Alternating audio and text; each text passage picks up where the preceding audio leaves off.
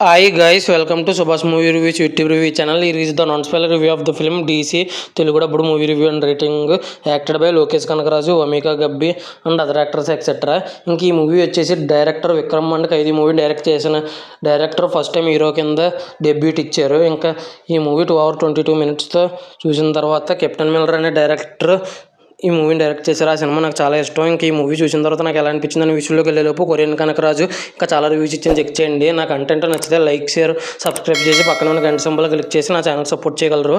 Movie ఎలా అనిపించింది, story plot, plus points minus points rating ఇస్తాను కాబట్టి నా రివ్యూ చివరి వరకు చూడండి. ఇక మూవీ విషయానికి, స్టోరీ ప్లాట్ విషయానికి కనుక వస్తే, హీరో వచ్చేసి బార్లో ఒక అమ్మాయిని ప్రేమిస్తాడు. కానీ ఈయన రౌడీ అవ్వడం వల్ల ఈయన కారణంగానే ఒక అమ్మాయి చనిపోద్ది. ఆ పోలీసుల వల్ల చనిపోద్ది.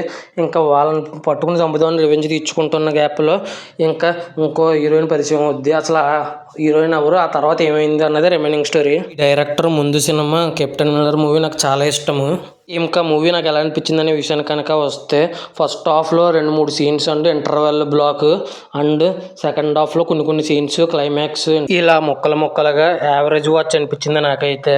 ఇది నా ఒపీనియన్ మాత్రమే. ఇన్స్టాగ్రామ్ అని, ట్విట్టర్ అని ప్రతి చోట తెగ లేపినంత నాకు అనిపించలేదు. ఇది నా ఒపీనియన్ మాత్రమే. ఇంకా ప్లస్ పాయింట్స్ విషయానికి కనుక వస్తే, లోకేష్ కనకరాజు గారు యాక్టింగ్ చాలా బాగా చేశారు. ఇంకా వమీకా గబ్బి అనే యాక్టర్కి అయితే 5కి 5 రేటింగ్ ఇస్తాను. యాక్టింగ్ విషయంలో దులిపేశారు యాక్టింగ్. ఇంకా సంజన కృష్ణమూర్తి అనే యాక్టర్ ఉన్నది తక్కువసేపు అయినా కూడా చాలా బాగా చేశారు ఫస్ట్ హాఫ్లో. ఇంకా అనిరుద్ధ్ గారి మ్యూజియం ఏదైనా ఉందంటే అది ఒక్కటే కొద్దిగా ఉపశమనం అండి. చాలా అద్భుతంగా నచ్చింది. ఇంటర్వల్ దగ్గర మ్యూజిక్ చాలా బాగా నచ్చింది. ఇంకా అరుణ్ మాతేశ్వరం గారి సినిమా అయితే కెప్టెన్ మిల్లర్ నాకు చాలా ఇష్టం. కానీ ఇది మాత్రం యావరేజ్ వాచ్ కింద అనిపించింది.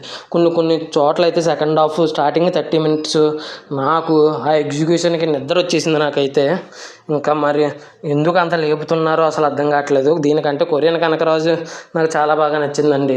ఫైట్స్ బాగున్నాయి కానీ అసలు స్టోరీ అనేది చాలా అంటే చాలా రొటీన్గా అనిపించింది. స్టోరీ ఎగ్జిక్యూషన్ మాత్రం, ఫైట్స్ ఎగ్జిక్యూషన్ అయితే మాత్రం చాలా బాగా నచ్చింది.